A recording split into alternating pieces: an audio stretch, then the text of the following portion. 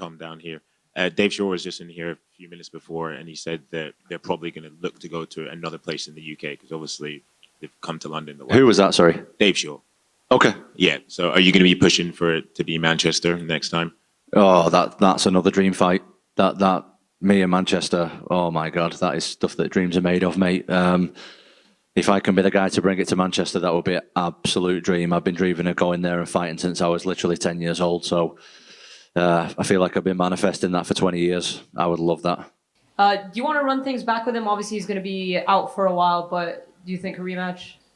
I'm not risking my ranking. I won the fight.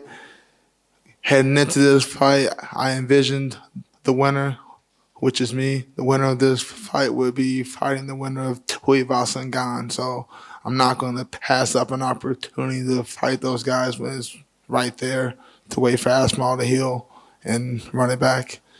And it seemed all fight week that you managed to put the injury to the back of your mind, but that must have creeped up in your thoughts when you were making your way back to the cage.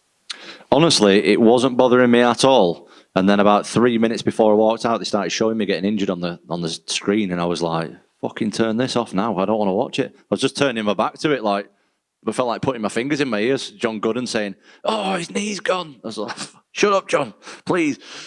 So honestly, I didn't really think about it. My knee is absolutely battle tested in training. It's been battle tested for months now, and I've had absolutely no issues with it since I've had surgery. So that's all behind me. And it doesn't look like you're going to be facing Tom anytime soon. So how were you planning to approach that fight? At least from the very small amount that we saw, it looked like you were prepared to sort of stand and bang with him. Was that how you were planning on doing this on Saturday? Yeah, I wanted to. Everyone was hyping up his speed. He's not as fast as you guys make it seem to be. I don't know. I know it was only 15 seconds, but every exchange he got touched. And a lot of his highlights when he's sparking these guys is because they're stagnant. They don't move their feet, which is what I do. So I don't believe the hype. I don't think he's as fast as everyone thought he was. Obviously, he's not as big as everyone made it out to be. I felt like I was bigger, more athletic, more explosive.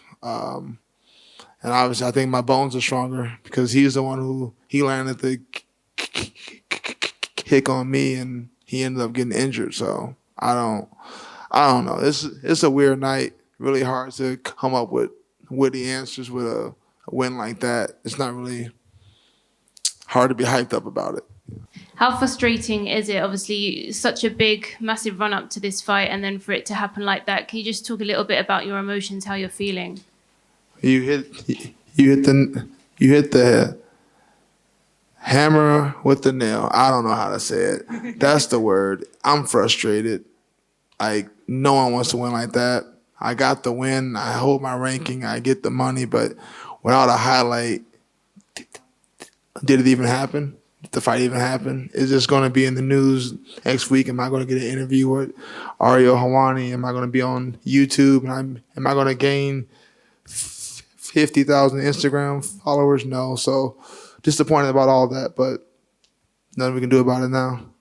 And what did you make of Sergey's last fight? Because when he fought Curtis Blaydes, a lot of people seemed surprised that Curtis wasn't shooting for takedowns. But I guess if you watch that fight back, Curtis was landing a lot of strikes. Sergey was just walking through them and walking through Curtis's power. So what did you make of his last performance? Yeah, I mean, I was also surprised that he wasn't going for takedowns, but like you say, he did have a lot of success just with he was landing. So maybe he believed that one of them was going to land and put his lights out. Do you know what I mean? So maybe he just got a little bit, I wouldn't say greedy, but he just got, he was having success, so he was just sticking with that. So I wasn't too surprised, I guess. And obviously, you called for the Tom Aspinall fight. You said you have unfinished business, even though you are 1-0. Is I assume you for the interim title? Would you go back over to the UK for that fight? Yeah, London was dope. I'm down to go back. Appreciate you. Hi, just over here. You mentioned previously about the dark times that you went through with the injury, but it might have been the best thing that actually happened to you. Can you talk a little bit about what you learned about yourself during those dark times? Yeah, I learned a lot about myself. I learned that big guys need to train with big guys. Very important. feel so much better mentally and physically through training with other heavyweights every single day, 4 or 5 heavyweights, easily a day. Yeah, and I just wanted to focus everything on becoming the UFC heavyweight champion of the world. Do you know what I mean? Before I was like half in and half out. Since the injury, you know, I had a lot of time to think. I had a lot of time to realize what I need to put my focus on, what I need in my life, both inside and outside the gym. And yeah, it was a blessing in disguise. It was shit at the time. It was absolutely terrible, but I learned a lot from it, and I'm completely different now. I don't want to keep you from that, but if the Aspinall fight doesn't work out, if he chooses to do something crazy, maybe waits for the winner, I mean, is there anything else that makes sense to you? Nope. It won't be. I feel like you guys are all trying to edge me towards Gane. That's not happening. I asked for him already in the past. He missed that bus. So if it's not Aspinall, we'll figure it out. I'm not gonna make no concrete decisions right now because I don't know what's going on. I haven't even looked at my phone all day. But if it's not Aspinall, we'll go from there. It ain't gonna be Gane though. That's a no. Kind of going off of that, Curtis, around the front right here. Just to follow up on that.